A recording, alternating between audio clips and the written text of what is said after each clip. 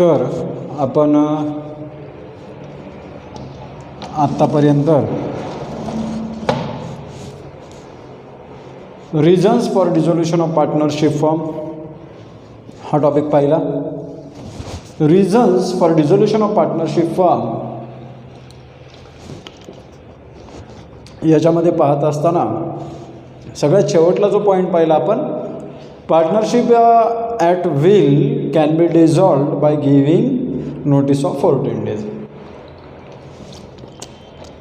म्हणजे जी normal partnership असते ज्याचा पिरियड टेन्युअर फिक्स केलेला नसतो, ती पार्टनरशिपमधले पार्टनर 14 दिवसाची नोटीस देऊन फर्म डिझॉल्व करू शकतात. आता जाऊयात पुढच्या टॉपिककडे. पुढे आपल्याला आता याच्यामध्येच पहा, बुक तुमच्याकडे असतील, बुकला रेफर करत चला. ज्यावेळेस माझे लेक्चर्स तुम्ही पाहत असतात त्यावेळेस बुकला रेफर करत चला. तर याच्यामध्ये पुढे दिलेलं आहे आपल्याला, in addition to be above circumstances, honorable court can order to dissolve the partnership on legal ground.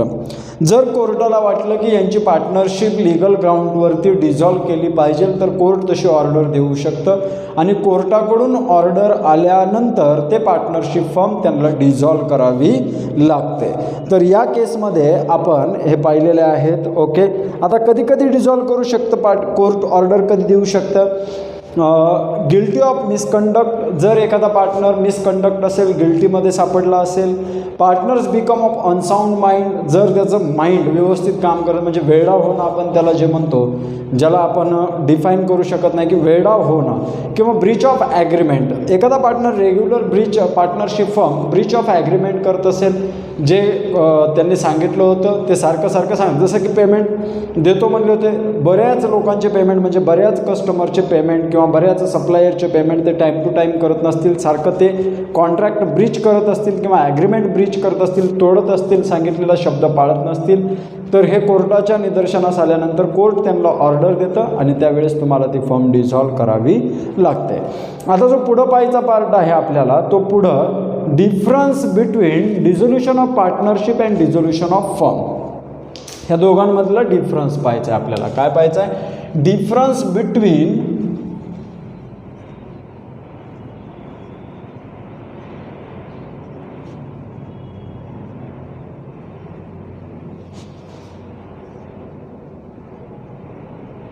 dissolution of partnership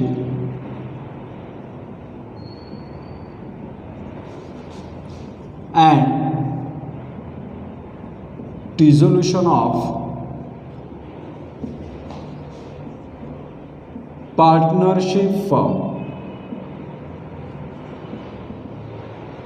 dissolution of partnership and dissolution of partnership firm या दोघांमधला आपल्याला डिफरन्स पाहायचा आहे. तर आपण याचा टेबल ड्रॉ करून घेऊयात. Okay,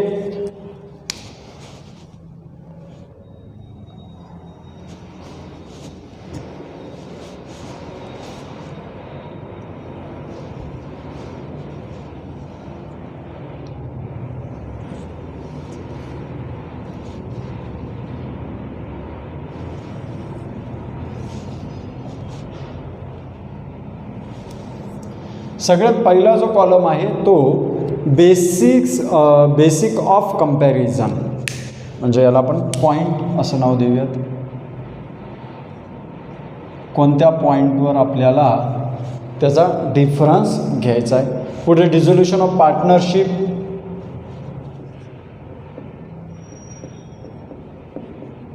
dissolution of partnership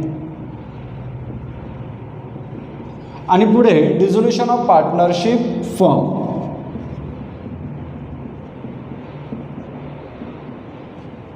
dissolution of partnership firm. तर या कन्सेप्ट आपल्याला आजच्या लेक्चरमध्ये पाहायचे की आपण आत्ता चालू करणार आहोत difference between dissolution of partnership and dissolution of partnership firm.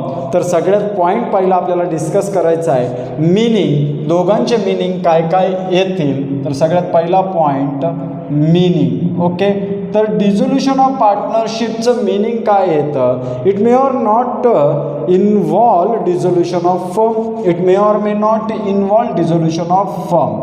It may or may not involve. It may or may not involve dissolution of firm. Dissolution of firm म्हणजे याचा सांगायचा अर्थ काय आहे की याच्यामध्ये डिझोल्युशन ऑफ फर्म येईल किंवा येणार नाही, म्हणजे हा फर्म ही बिझनेस बंद पडेल किंवा पडणार नाही, हा असाच चालू शकतो. डिझोल्युशन ऑफ पार्टनरशिपमध्ये काय होतं? ओनली रिलेशन चेंज होतात. कोणामधले? पार्टनर्समधले. मग डिझोल्युशन ऑफ पार्टनरशिप फर्म म्हणजे काय? डिझोल्युशन ऑफ फर्म म्हणजे काय पाहिलं? डिझोल्युशन ऑफ पार्टनरशिप म्हणजे काय? It may or may not involve dissolution of firm. मग डिझोल्युशन ऑफ फर्म आता पुढे काय पाहिजे आपल्याला? डिझोल्युशन ऑफ फर्ममध्ये it implies dissolution of partnership. It implies बंधनकारक होतं. It implies dissolution of firm. It implies dissolution of partnership.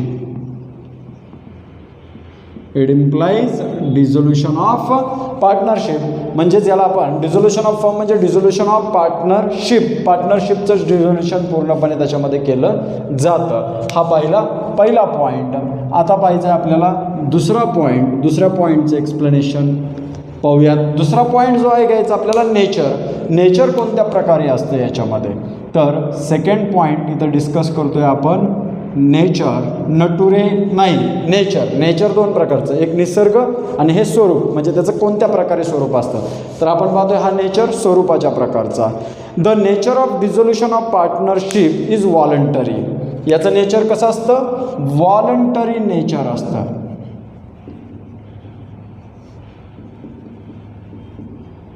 Dissolution of partnership is voluntary. Okay. पुढे the nature of dissolution of firm.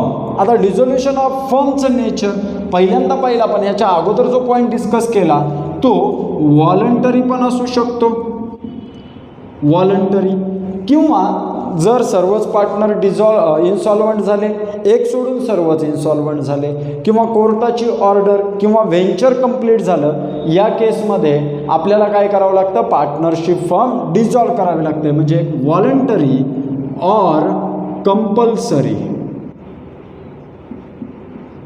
Voluntary or compulsory याचं nature बनतं. The nature of dissolution of firm is voluntary or compulsory. हे nature आहे याचं. Okay. तर इथपर्यंत समजलं. हा पाहिला आपण सेकंड पॉईंट कशाचा आहे? डिझोल्युशन ऑफ पार्टनरशिपचं nature voluntary nature. Dissolution of partnership फर्मचं नेचर व्हॉलंटरी ऑर कंपल्सरी. जाऊयात नेक्स्ट पॉईंटकडे आता.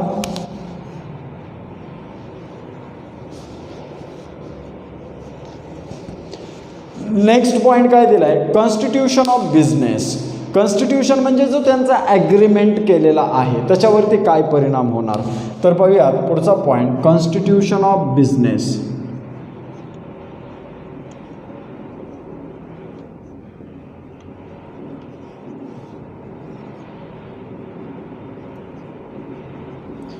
तर constitution of business. The business constitutes however partnership is reconstituted.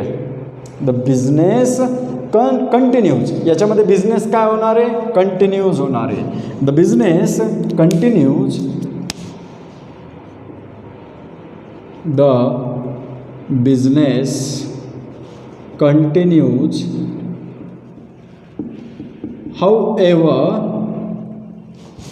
however the partnership is reconstituted. The partnership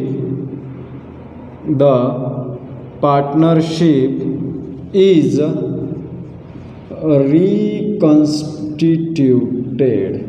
म्हणजे याला काय म्हणू शकतो आपण? Reconstitution of partnership. याला काय म्हणू शकतो? Reconstitution of partnership. Admission, retirement, death. Okay.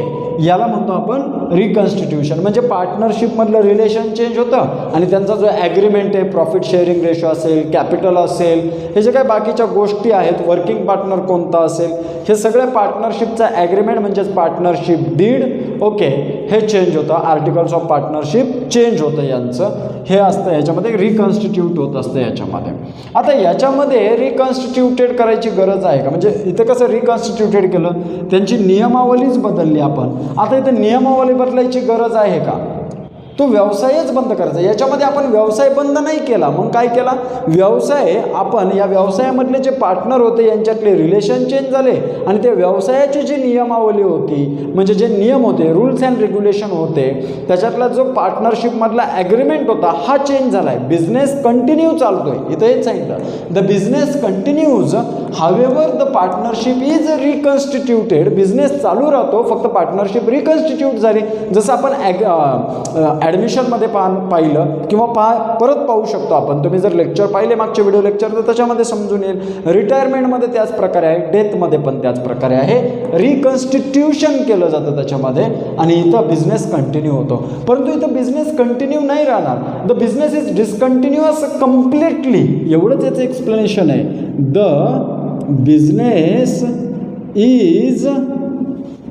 Business is discontinuous completely. हा कम्प्लिटली बिझनेस डिसकंटिन्युअस झालेला आहे, पुढे चालू राहणार नाही, म्हणून याला रिकन्स्टिट्यूट करायची गरज नाही. कन्स्टिट्यूशन काय होणार, याचं बंद होणार तिथंच त्याच्यामध्ये. ओके, तर पाहूयात पुढच्या पॉईंटकडे जाऊयात आपण. पुढचा पॉईंट कशावरती दिलेला आहे तो पाहूयात आपण. पुढचा जो पॉईंट दिलेला आहे तो दिलेला आहे requirements.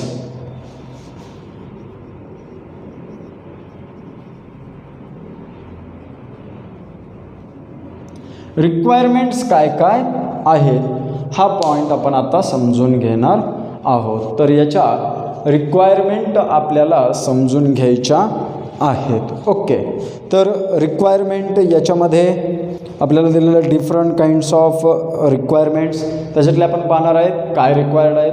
The requires revaluation of assets and liabilities. It requires, reconstitution जर करायचं असेल तुम्हाला तर तुम्ही तिथं रिव्हॅल्युएशन अकाउंट ओपन केलं पाहिजे. रिव्हॅल्युएशन अकाउंट ओपन केलं असेल पहा. ओके, तर इथं काय रिक्वायर आहे? Revaluation of assets and liabilities.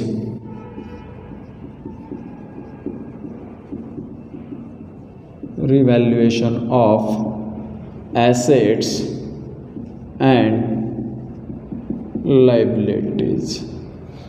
आणि इथं काय करणं गरजेचं आहे आपल्याला? तर requires realisation of assets and liabilities.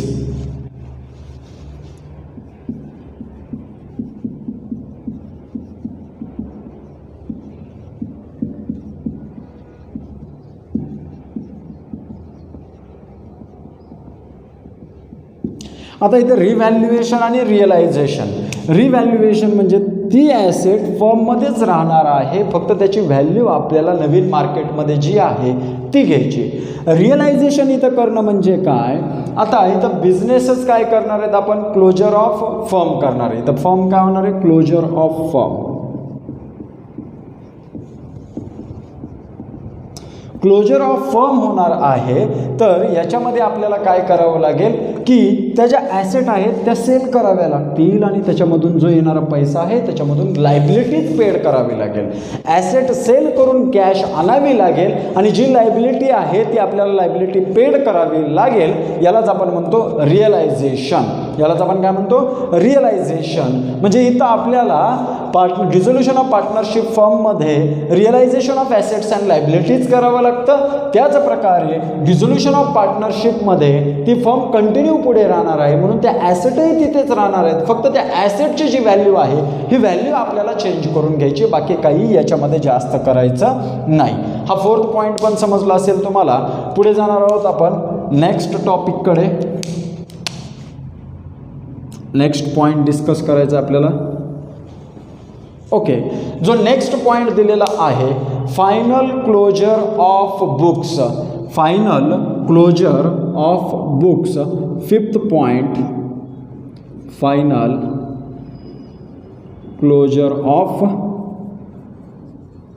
Books. Final closure of books it does not required final closure of books. म्हणजे इथं पूर्ण व्यवसाय बंद करत नाही, तर ते बुक्स बंद करायचे नाही. फायनल क्लोज बुक्स शेवटचे बंद करतोय का आपण? नाही, व्यवसाय चालू आहे म्हणून याला इट डज नॉट रिक्वायर, ह्याला रिक्वायर नाही. डज नॉट रिक्वायर, कशाची गरज नाही? डज नॉट रिक्वायर, कशाची गरज नाही? Final closure of books. It आता इथं काय? It necessaries final closure of books of account. सगळ्या बुक्स फायनल क्लोजर करणं गरजेचं आहे, म्हणजे सगळे अकाउंट याच्यामध्ये आपल्याला बंद करायचे आहेत. Okay, it requires. Okay, necessaries म्हणून ऑब्लिक रिक्वायर्स.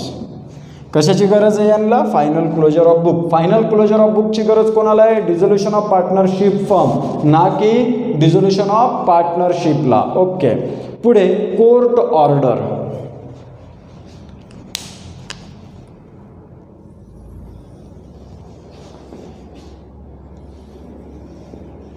पुढे जो पॉईंट पाहायचा आहे तो कोणता पाहायचा आहे? 6th point, court order. कोर्टाच्या ऑर्डरनुसार पण तुम्हाला बुक्स डिझोल्युशन करावं लागतं, ते आपण वरती पॉईंट म्हणलं. A court order cannot dissolves a partnership. पार्टनरशिपची जर ऑर्डर आली असेल तर त्याच्यामध्ये डिझॉल्व होत नाही. A court order cannot dissolve a partnership. A court order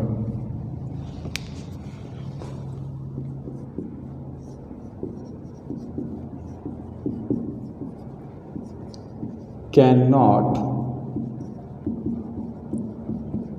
dissolve a partnership.